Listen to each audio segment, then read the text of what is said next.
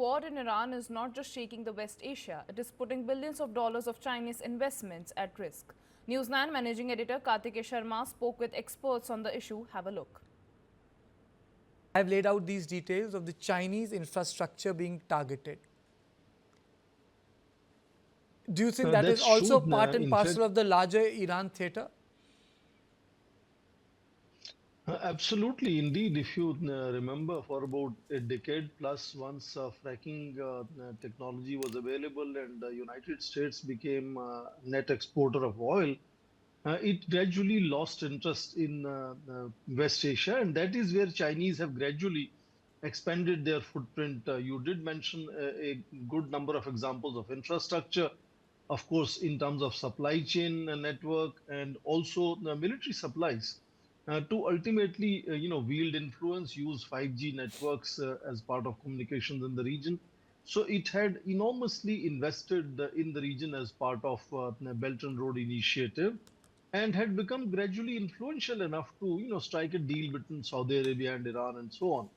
And now it seems with the United States coming back with full force, in that sense, reviving that petrodollar ecosystem potentially in this entire region is impacting China's stakes in the region in multiple ways beyond just this region being source of China's energy, Iran being its very closely cultivated country, just like Venezuela.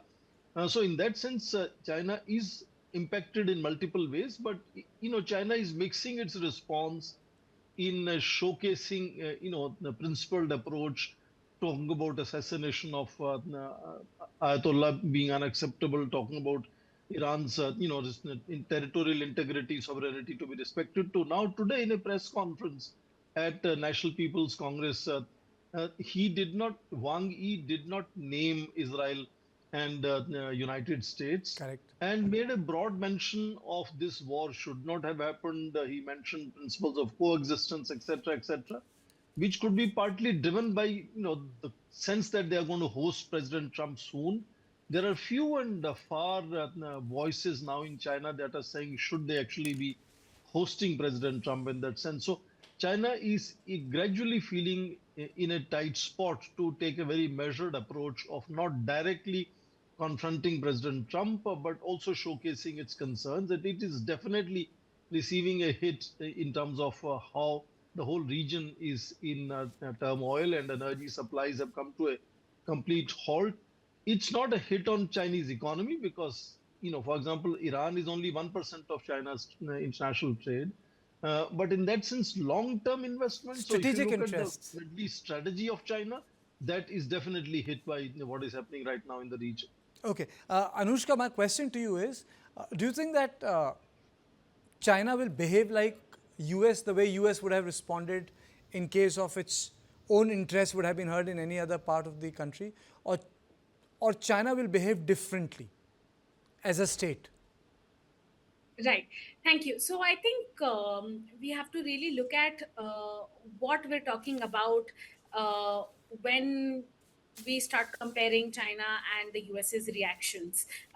If we're talking about the US committing to say come to Taiwan's defense in a formal defense treaty, in the form of a formal defense treaty, then not necessarily it isn't necessary that China will be invoked to take over Taiwan or attempt an invasion, but we will definitely see an aggressive response because Taiwan, let's say, is a non-negotiable and a domestic issue in of course Xi Jinping and the CPC's conception.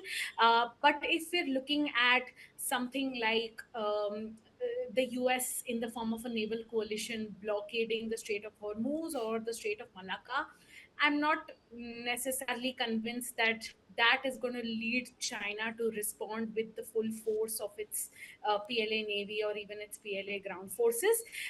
In fact, I think as China's response to the current hostilities has shown, and it is evidence enough to say that China both acknowledges and then subsequently exercises very limited interests in the West Asian ecosystem and context.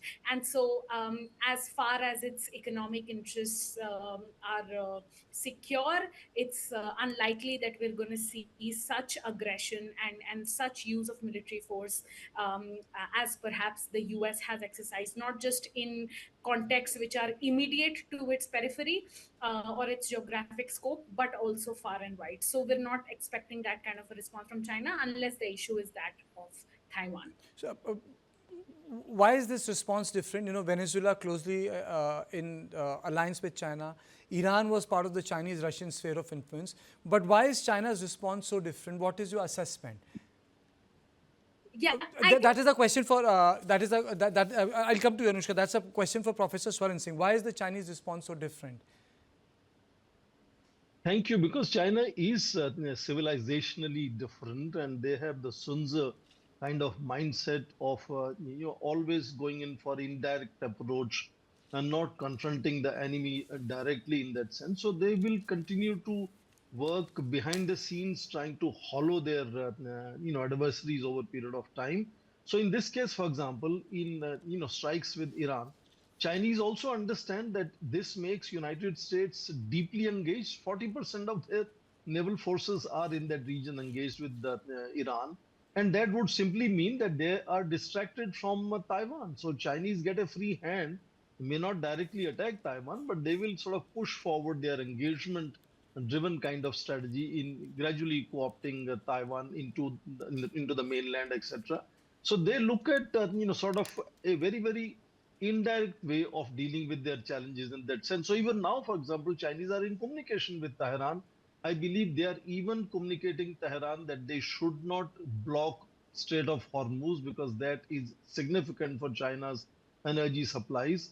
So they will operate without directly confronting United States. That I think in Chinese mindset will be foolhardy to directly confront United States. So they will let United States continuously get engaged in the region.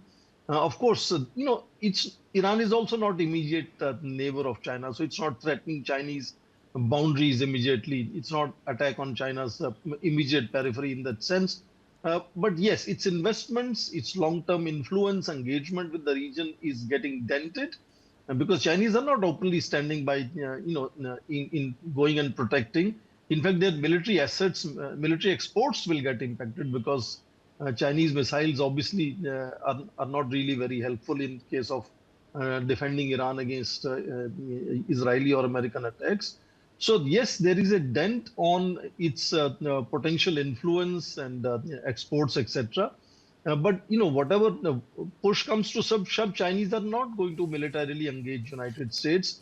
They will continuously like to ensure that United States continuously goes adrift in their relative decline in global leadership, which is happening. Trump is actually helping Beijing in that sense of distancing from international, institutions, You know, norms, you were conventions, talking about the etc. Wang Yi. You know, this is the quote which is running on the channel, turning away from each other, risks miscalculation. This is what he's saying. And he's saying misjudgment can push nations towards conflict. So which means that there will be a different position, Chinese position. Indeed, Wang Yi, in fact, has repeatedly been citing some of the ancient sages of China also to underline the same sense of what he calls military or war instruments being only destructive and dangerous for humanity. In that sense, they are not good for anyone. So he's clearly indicating China positioning itself in a sense that it's not going to use military force, whether it is in case of Taiwan or it is in case of protecting any of its close friends. We have seen it has definitely learned lessons from a very close ally, Venezuela. Bulk of Venezuelan oil was also going to Chinese in that sense. And China was benefiting from Russia, Iran, Venezuela supplying cheap oil in that sense. So, they are learning lessons how to deal with reality, but they're not going to do things that are not quintessentially Chinese in that sense. Okay. Anushka, you wanted to come in?